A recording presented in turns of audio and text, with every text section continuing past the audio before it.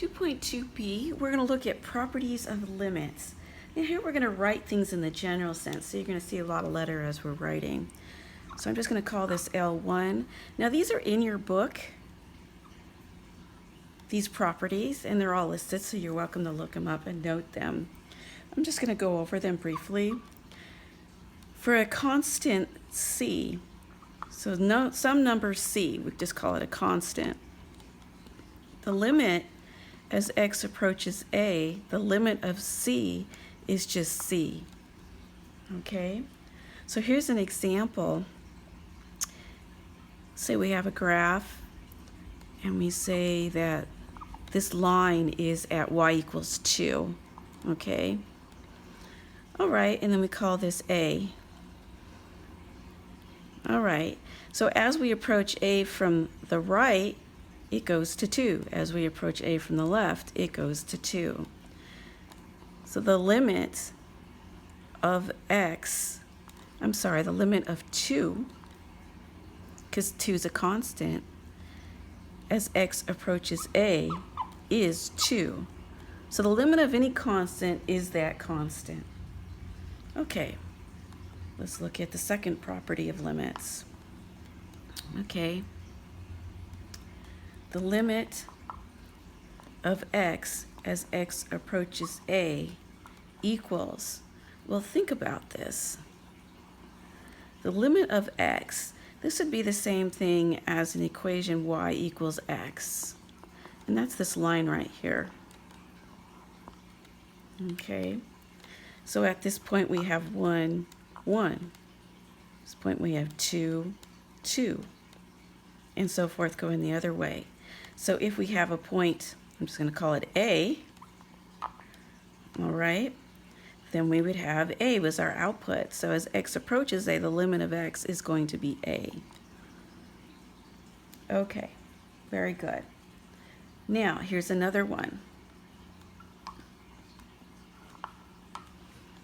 Okay, now here it says if the limit of f of x as x approaches a equals L, some limit, then c times f of x, let's say, put the then over here, then the limit of c times f of x as x approaches a is going to be c times L.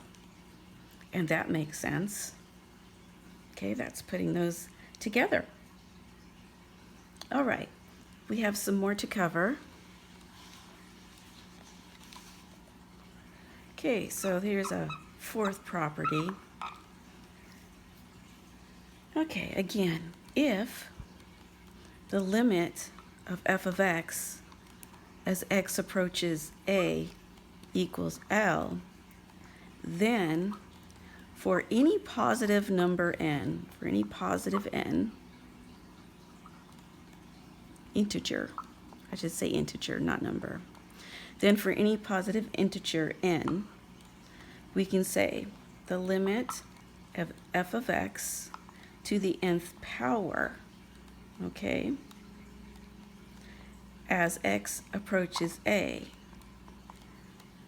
is going to be the limit of f of x as x approaches a to the nth power. And that happens equal L to the n, because this right here is L to the power of n. Okay, let's give an example of this. Let's say we're looking at the limit of f of x squared as x approaches 3. Okay, and let's say the limit of f of x is 3. So I'm just going to say, let's say we have something that equals 3. Then we'd have 3 squared, which equals 9. Okay? All right, a couple more, and then we're going to go on and do some other examples. There's a lot of properties in there. I don't really want to bore you with all of them, but we have to do it. Okay, the limit of f of x as x approaches a equals L if, then, so we can go the other way as well. we can say the square root, or the nth root of f of x will equal the nth root of L. Okay, do another one, and then we're going to go and do some examples. Okay, this is the sixth property. The limit as x approaches a of f of x plus g of x. Okay, the limit as x approaches a of f of x plus g of x. Whatever the limit is for f, I'm going to call it L. Whatever the limit is for g, I'm going to call it M. We just add the two limits together.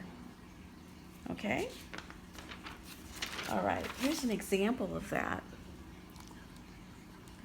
Let's say that we're to find the limit of x squared plus 3x minus 5 as x approaches 2. Well, according to property for the limits that's number 6, we can split these up. This would be the limit of x squared as x approaches 2 plus the limit of 3x as x approaches 2 plus the limit of negative 5 as x approaches 2. Okay, we know x squared is continuous, so this is going to be 2 squared. We know this is a line, so we're going to say this is 6. We're going to add them. We know this is a constant, so the answer is just going to be negative 5. So we square this, we get 4 plus 6, take away 5, and we have a negative 5. Okay. All right, I'm going to do another one. That's going to be kind of new for you to see. Okay.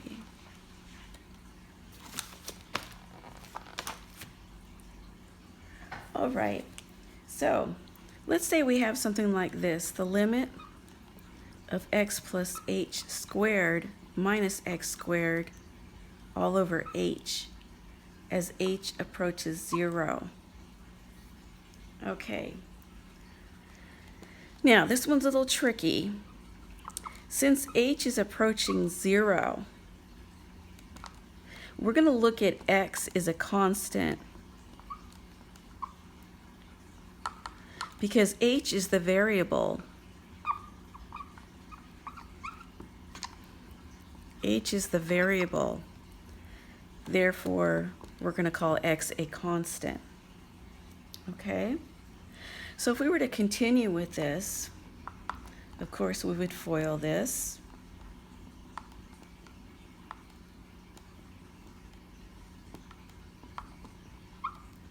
And we continue to do all our work, which we've done this before, so I'm not going to do it over again. We're going to have the limit as h approaches 0, and what we end up with is 2x plus h. All right. Well, h is the variable, and it's going to 0, so this goes the way. So our answer is going to be 2x. We just treat x like a constant. Okay? All right. There is another property to show you, and then I'll be done with this particular part, and we'll move on. Okay.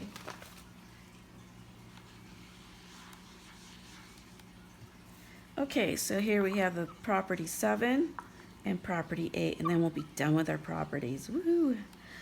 Okay, so we have the limit as x approaches a of f of x times g of x. What do you think the answer is going to be there? You're correct. If the limit of f of x is L, and if g of x is m, then the answer is just going to be L times m.